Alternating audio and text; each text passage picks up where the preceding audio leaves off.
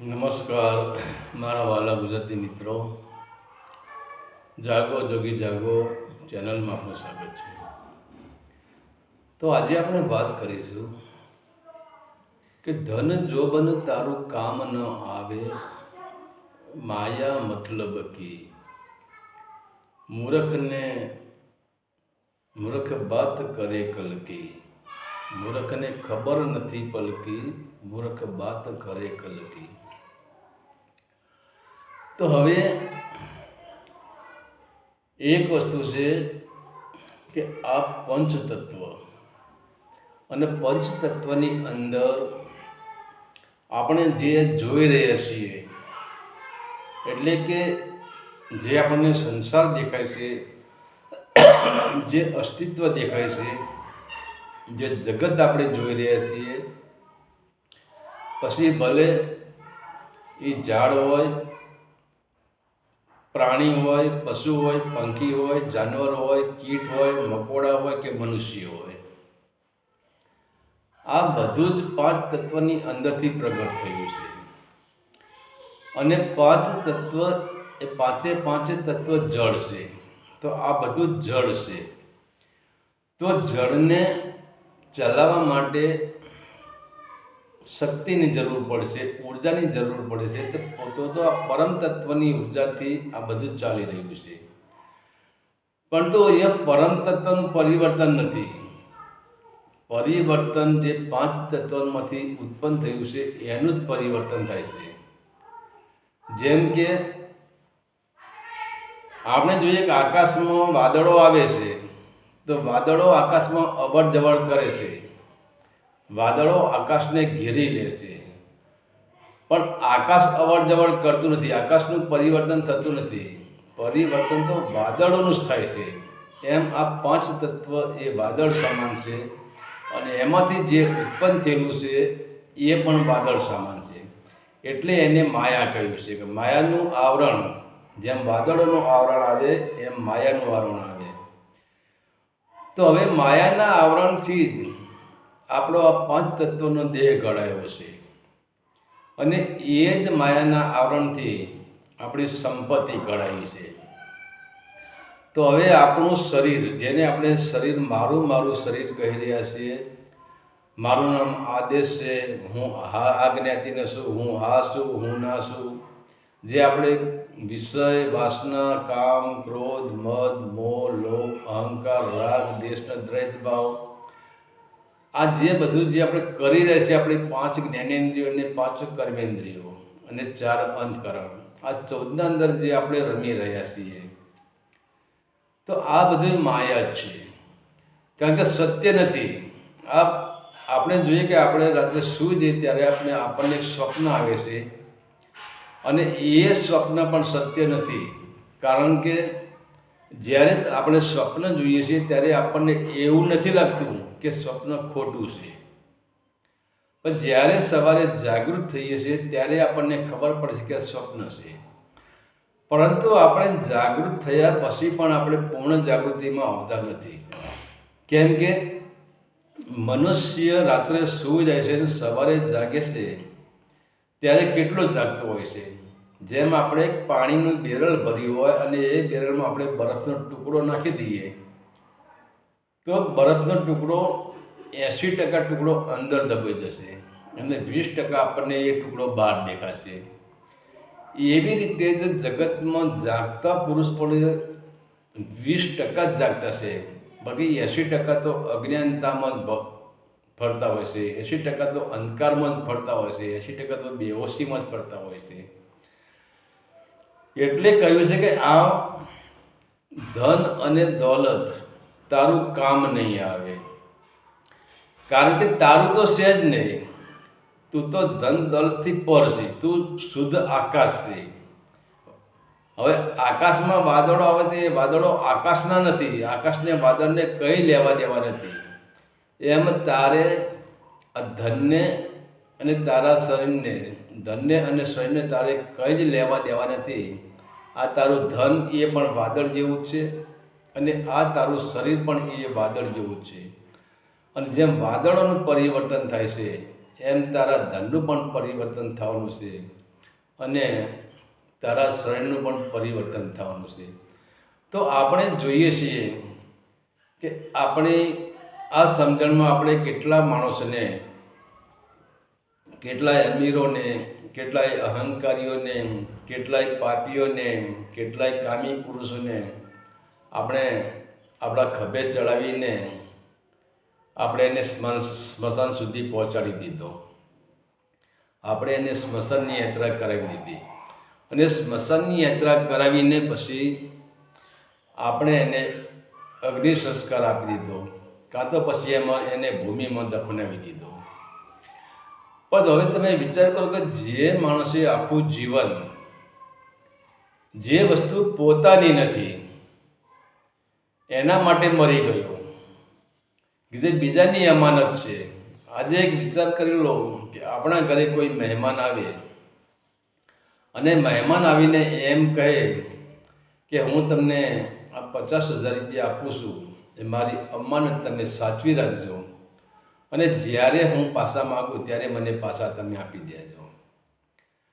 તો હવે મહેમાન તો આપણા ઘરેથી નીકળી ગયો, હવે 50,000માં આપણો કોઈ હક નથી, આપણો કોઈ દાવો નથી. પણ જ્યારે મહેમાન 5 વર્ષે કે 25 વર્ષે જ્યારે મહેમાન પાછા આવે અને આપણને કંઈક ભાઈ પહેલાં મેં તમને 50,000 રૂપિયા આપ્યા હતા એ તમે મને હવે પાછા આપી દો, તો પછી એમાં રડવાનું હોય નહીં, એમાં હરખ સુખ કંઈ હોય નહીં. એના છે ને એને પાછા આપી દેવાના છે.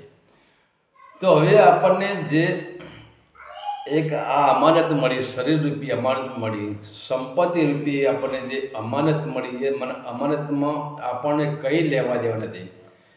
કે તમે પોતે સ્વયં ચૈતન્ય તત્વ છો, તમારામાં તરંગ બિલકુલ નથી. તમે પોતે નિષ્તરંગ છો, કોઈ તરંગ તમારામાં નથી, કોઈ વાસના તમારામાં નથી, કોઈ રાગદ્વેષ તમારામાં નથી, કોઈ દ્વૈતભાવ તમારામાં નથી.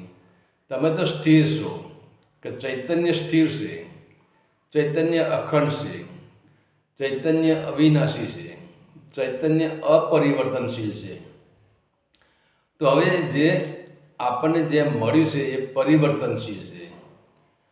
તો હવે જે પરિવર્તનશીલ છે એ તમે ના હોઈ શકો, અને જે પરિવર્તનશીલ છે એ તમારું પણ ના હોઈ શકે. તો અહીંયા આપણને તકલીફ શું થઈ છે? એટલે સંતોએ તો લોકોને જાગૃત કરવા માટે કેટલાય ભજનો બનાવી દીધા, કેટલાય સત્સંગો બનાવી દીધા, કેટલી કહાનીઓ બનાવી દીધી. કંઈ કહેતો, અને એમાં ઘણા સંતોને એવા છે આપણે જોઈએ કે ભાઈ ભોજા ભગતે જેમ એક ઘોડા સ્વર ઉપર એક માણસ બેઠો ને ઘોડો જે ન ચાલતો હોય તો એને ચાપકા મારવા પડે, તો એવા ભોજા ભગતે તો આપણને ચાપકા માર્યા છે. અને ઘણા સંતોએ આપણા મનુષ્યને સુધારવા માટે, મનુષ્યને મનુષ્ય બનાવવા માટે પ્રયત્ન કર્યા છે. પણ આજ દિન સુધી આપણે આપણા હિન્દુ ધર્મમાં કેટલા ગ્રંથો છે, કેટલા વેદ છે, કેટલા વેદાંત છે, કેટલા શાસ્ત્રો છે. અને કૃષ્ણએ પણ ગીતામાં આપણને કહ્યું છે કે કૃષ્ણએ પણ આપણને મનુષ્ય બનવાનો પ્રયત્ન કર્યો જ છે. તો આપણે પણ કૃષ્ણને જાણી શક્યા નથી કે ગીતાને જાણી શક્યા નથી. અને આજે વિચાર તો કરો, કહેતા પણ શરમ આવે છે કે હિન્દુના તો ખરેખર એને બીજું કંઈ ન કરે તો કંઈ નહીં. જો હિન્દુ જો ગીતા પકડીને બેસી જાય ને તો એને ક્યાંય ગુરુ કરાવવાની જરૂર નથી, મારા મત પ્રમાણે. કે ગીતામાં કૃષ્ણએ સચોટ ઉપાય આપી દીધો છે.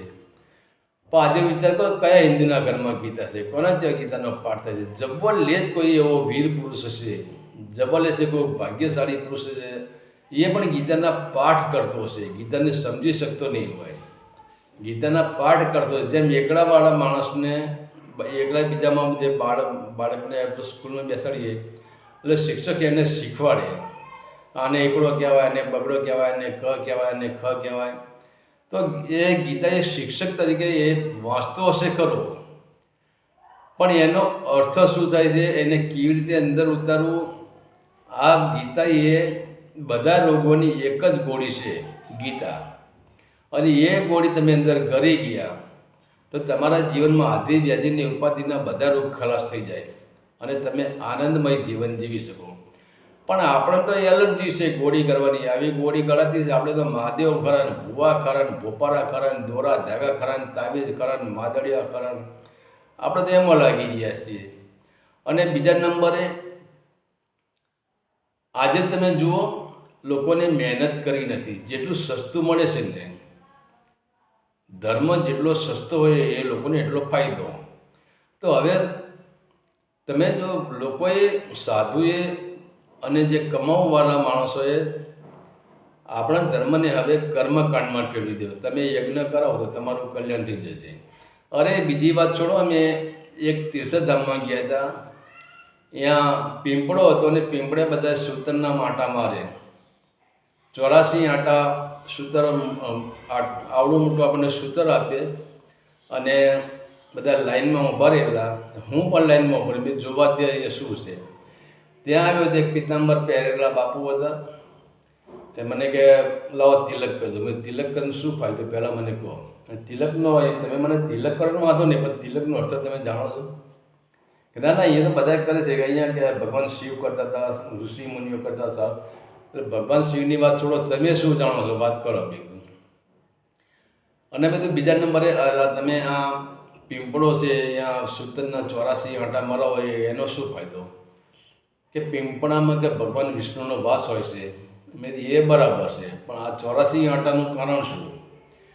કારણ કે અહીંયા જો આ સૂતરના દોરીથી 84 આંટા પીંપળે લગાવે. હવે એમને પાછું મશીન આપવામાં આવતું.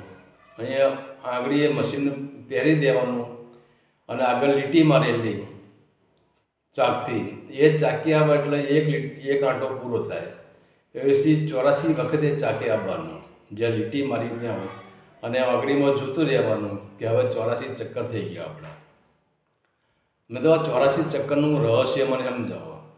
તો કે અહીંયા તમે 84 વખત તમે અહીંયા સૂતર વીંટો આપવી પડે, એટલે ભગવાન વિષ્ણુનો વાસના કારણે ભગવાન વિષ્ણુ તમને મોક્ષ અપાવી દે. મેં તો આ તો અતિ ઉત્તમ ધંધો કહેવાય. આના સિવાય જગતનો આપણા ધર્મગ્રંથોની જરૂર નહીં, વેદોની જરૂર નહીં, વેદાંતની જરૂર નથી, શાસ્ત્રોની જરૂર નહીં, ઉપનિષદોની કોઈ જરૂર નથી. સારામાં સારો રસ્તો આ. તો મેં એમને કહ્યું એક કામ કરો, એક માણસના તમે કેટલા રૂપિયા, કે જેવો માણસ કે 200થી નેચું કોઈ આપતું. મેં તો 200માં જો 200 રૂપિયામાં મુક્તિ મળી જતી હોય તો આનાથી સસ્તી મુક્તિ શું કહેવાય? મુક્તિ તો ડુંગળી બટાકા કરતા બી સસ્તી થઈ ગઈ કહેવાય. એટલે કહેવાનો મતલબ શું છે કે આપણને સત્ય જાણવાની આપણને ઉર્મી જ નથી. અંદરથી ઉભરો આવતો જ નથી. કારણ કે ઉભરો તો આવે છે, પણ આપણે એટલા બધા આળસુ થઈ ગયા છે, આપણે એટલા બધા અજ્ઞાનતામાં ઘેરાઈ ગયા છે, આપણે એટલા બધા વિષય વાસના કામ ક્રોધ નશામાં એટલા બધા ભરાઈ ગયા છે, અને આપણે એટલા બધા બેહોશીમાં ડૂબી ગયા કે અંદર ઉભરો આવે છે, પણ એ ઉભરો બહાર આવતો નથી. એ ઉભરો હૃદય ઊંધી આવતો નથી. એ ઉભરો નાભી સુધી આવતો નથી. ઠીક છે, ઘણીવાર. અને તમે વિચાર તો કરો, ઘણા માણસોને કેટલી જીવનમાં ઠોકરો વાગે છે. ઠોકરો વાગીને કરોડપતિ માણસ રોડપતિ બની જાય છે, પરંતુ એને પણ આટલી ઠોકરો ખાધા એનો ઉભરો બહાર નીકળતો નથી. તો એટલે સંતો આપણને ચેતવે છે કે તું ચેતી જા, અને આમે તું સારા કર્મ કરીશ તો જગતની ફૂલવાડીનું ફૂલડું કહેવાઈશ, અને તારી સુવાસ આખા જગતમાં ફેલાઈ જશે. અને જો તું સારા કર્મ નહીં કરીને ખરાબ કર્મ કરીશ, પાપના બારા બાંધીશ, પાપના માર્ગે તું ચાલીશ, તો તું એક ગંદકીમાં પડેલું ફૂલ કે જેના અંદરથી નકરી ગંધ જ આવે છે, એવું તું ગંદકીમાં પડેલું ફૂલ, તારા અંદર પાપની ગંદકી જ ભરી છે, અને તું એ પાપની ગંદકી લઈને તું જતો રહીશ.